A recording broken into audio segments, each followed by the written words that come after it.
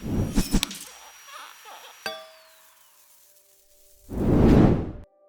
of the best brands there. Company started off in Birmingham in the late 1800s, but they're well known for being the most prestigious makers of chandeliers and lighting in the world.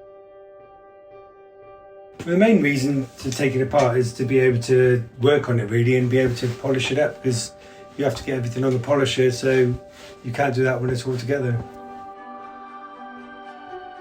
The beautiful glass bowl in the bottom was still there, but some of the curved panels and the centre panels have been damaged, so we sent those off.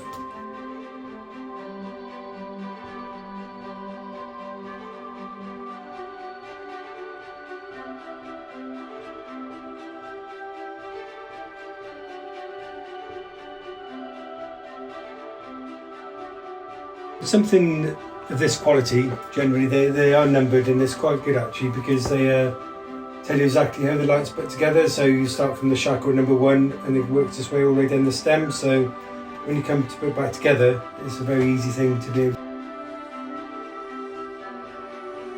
Some of the clips holding the central curved glass panels are missing, so I had to remake those out of copper and then silver plate them and put them back in.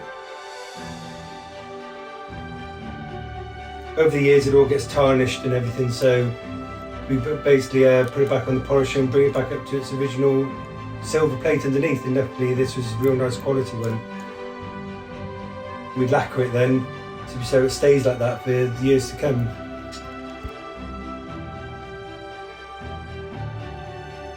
The wiring was over 80 years old, so it's all disintegrating, so we generally rewire everything when it's all taken apart anyway to bring it up to today's standards, so it will go on for many more years to come.